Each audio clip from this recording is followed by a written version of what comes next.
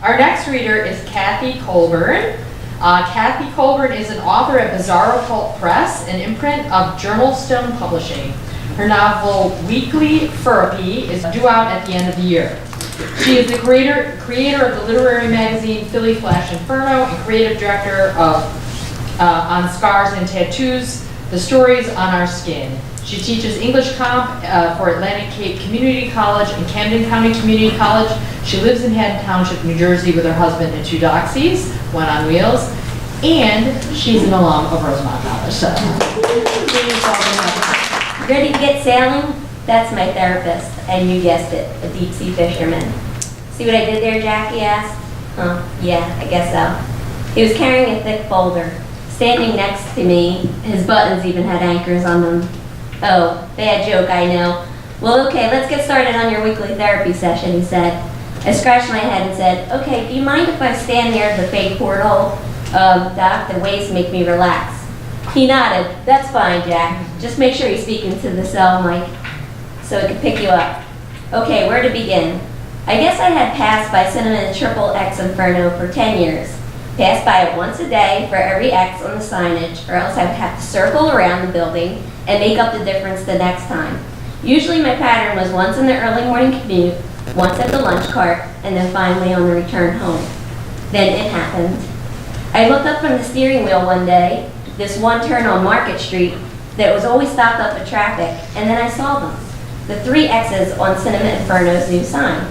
To you, maybe it's kind of funny, but to me, I just love repetitive things. They make me curious.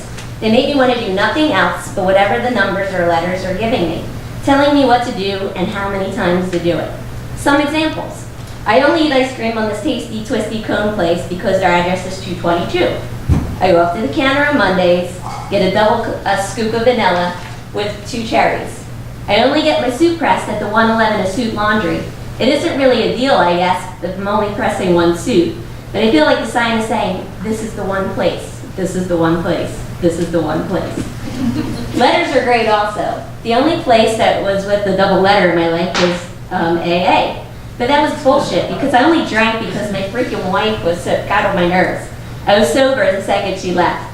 Damn, marriage drink? Oh, sorry, Doc. So more about the Cinnamon Inferno. I hated looking at the nostalgic place on a Monday morning. That is when I usually had a hard time driving or walking past 3 times and I'd have to repay myself later. The smell of the weekend, puke in the trash cans and on the sidewalk being hosed off by the theater's cleaning crew made me roll up my window and start sanitizing the inside of my car. I'd stick tissues up my nose and I'd spray the paper napkins that I kept in the console to wipe any fans away. Doc tapped his mechanical pencil on the chair handle.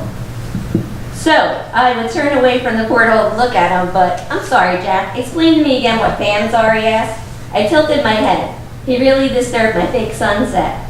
We went over this before, Doc. Fans are foul air molecules. You may want to say it to yourself 3 times. That always helps me. Doc sighed and waved his yellow pencil. Sail on, matey. I started again before the light would turn green. I would take one last peek and get enticed by the posters. Not in a sexual way at first, but more of a curiosity about the embracing silhouettes in the Monday morning light. Reminded me of myself at home with my ex-wife in our courting days, trying to be playfully frisky in a media world full of accessible sex and insecurity. Someone beeped his horn, but I kept reflecting as I slowly rolled forward to the underground parking lot near my work, thinking to myself, how in God's good name am I going to ever get inside this place a minute from my job? I mean, I'm a stocky guy, tall too. Once you see me, you know me. His voice broke in again. He looked up and to the right. I'm sorry to bust in again, Jack. How's the handshaking going at work? Are you attempting as we discussed? Never a handshake. Doc continued scribbling in his notes. Last time you said you would do a handshake and that you'd be willing to try again, he noted. I washed my hands for an hour because of you. I've decided fist bumping only, and even then I need alcohol wipes and antibacterial hand sanitizer. Still, he was writing with only one eye contact, with only little eye contact. Sounds like you're accumulating a lot of expenses with the spray, wipes, gloves, lotions, etc. I blocked this comment in my hands. Don't worry, I won't put it on the company bill anymore. I found a place that ships to my house. He nodded his head and crossed his legs over his white trousers. His socks peeked out from his white boat shoes. I just do not want to see you get fired from all the progress we've made, he said with a little flick of his hand, and I stared back out the porthole, studying a tiny hammock, picturing I was swinging there in the distance. Where was I? Oh, so on Mondays. I'd eat a bunch of donuts and drink a quart of coffee when I got to work, and finally my stomach would settle enough to work for 3 more hours and get hungry enough for lunch. That's when I would be on the same block as Cinnamon XXX Inferno. Because of the copious amounts of air molecules still in the vicinity, I knew a food cart right on the corner of the block. Man, that's where I would eat until I could keep watch on the Inferno from afar. Man, oh man, the antique view from the marquee, the red carpets, the Art Deco chandeliers when the doors open.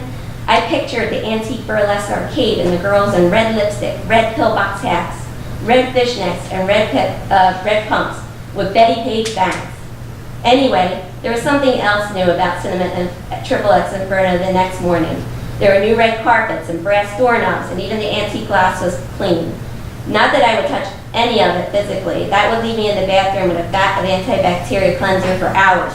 I must have barriers. The noise from the city cleaning crew hosing the place down a second time brought me back to reality. This reality is where I am now, where I've been, how to successfully get myself inside Cinnamon XXX Inferno with all my issues.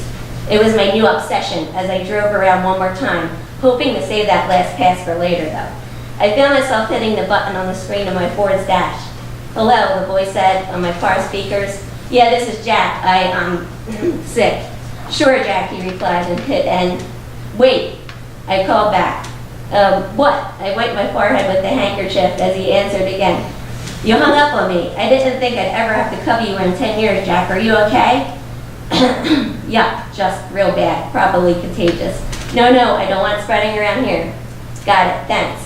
I pulled into the above-ground parking lot near the theater that no one used, parked my car, and walked to the theater with my sunglasses, gloves, and overcoat, unnoticed, not touching anything with my skin. Before I opened the security door, I took a slight pause, remembering the days before workers casually searched for porn at their desks on coffee breaks, and then turned the antique knob on the security door with my gloved hand to Nirvana. So first time he goes in, he gets approached by a man on drugs and it freaks him out and he leaves. And then the second time he gets approached by a woman of the night and that freaks him out and leaves. So I'm going to just, cut to a little further down. So he gets upset and he leaves. He's like, I felt the vein in my neck pulsate. I threw the gloves off that touched their hands and got up and stomped out both set of doors. Spraying my pants and skin, it started to get red and irritated like my demons. I searched the signs above my head and found the one that said Village Thrift. I went inside. The bell began ringing loudly, so I peeked out the huge glass window from behind a huge rack of winter coats. And when the traffic started up again, I exhaled. No one asked me if I needed help at first. They just mumbled a greeting under their breath and kept walking and drinking their fancy Philly home-brewed coffee. I was getting warmer near the coats when my hand brushed a texture that was unexpected. I looked down and pulled it out. A voice finally felt like working. Isn't it wonderful? That one is way too small for you. It's a ladies' medium, but she said, and she paused, then pulled out a white one next to it, saying, this Yeti costume is perfect for your Halloween or cosplay outfit. My jaw dropped. I couldn't stop stroking the white fur. It surprised even I, a non-touchier of things, with its stringy layer upon layer of barrier. Well, she asked, tapping her foot as I frowned. Not into it? She pushed it back into the rack. I gently grabbed her arm. No, I mean yes, but the white, very, very, very white. Oh, but look at all the thick fur. One itsy-bitsy wine drop and you'll never even notice it. She was good. I held the Yeti costume in my hand as I quietly shook my head up and down for a minute. This is a thrift shop, I said out loud, voice trembling, hand shaking, but she interrupted. Yes, she questioned me for stating the obvious. But it has an original tag and cardboard. Her bangs were cut short and straight across, and she smoothed them. Some items in the other store are bought in bulk. I saw a sign that said XXX large above the rack, knowing it was another type of sign. Sold, I exclaimed. Her smile crept to one side and finally overtook her whole face. She grabbed the Yeti costume for me and hurried towards the counter. I opened my wallet and paid cash. She was going to dry clean bag it when I said, I think I'll wear it out. She stared at me for a second, then her dimples got deep and gushed, And I sat there and I thought, do you use a Q-tip and alcohol to clean those? Or I would use Q-tips. She stared at me for a second, and then I ran outside into the parking lot, threw my suit into the trunk. Then I headed around the corner, right back to Cinema Inferno.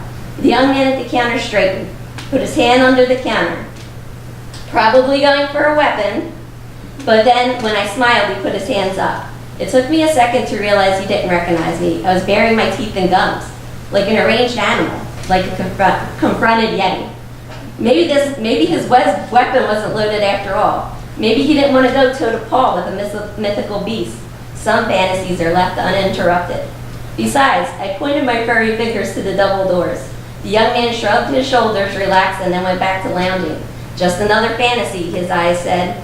I strolled down the dark aisle. No one turned his or her vices to check me out. I wiped a small bead of sweat that came from under the plastic nose. It felt like a raincoat button. Another bead of sweat dripped into my eyes, and I brushed it with the back of my stringy white paw. I noticed an air vent. I put my hands on my hips, arched my back, shaking my Yeti head back and forth, airing out my Yeti face. I panted 3 times and plopped down in the seat. It was good to be up front. Yeah, the front row was my den. Let them enjoy whatever they're doing back there. The bowl burned the last 5 reels, and it bubbled and put it out as it snapped loose and spun off the reel. A shadow of a hand pulled it off and cursed from the upper window near the back wall. As I stood and stretched my Yeti bones, I turned to find everyone had exited, and my brow came down over my lids, and I realized I was baring my Yeti teeth again. My lips descended and covered my canines. The brow slid back in place. I reached into where my zipper was detached, into my underwear for my keys. I decided to sew a pouch on my stomach when I got home to be more Yeti correct. I guess, but no one really knows for sure. Even if it wasn't, it was convenient in my world. The kid behind the counter slid forward in the popcorn, letting me know he found the bullets or butter knife he had hidden in the kernels. I just scratched under one sweaty pit, beat my chest with alternating fists, made an orangutan grunt, and left. On the street, I thought someone's radio was blasting Neil Diamond again, but I realized it was my Yeti heart beating in my skull to the added lyrics. So good, so good, so good. My heart was a shaman's drum, and the Cinema Inferno was an ancient den to rewrite the music of my animal spirit. Thank you for bringing it up.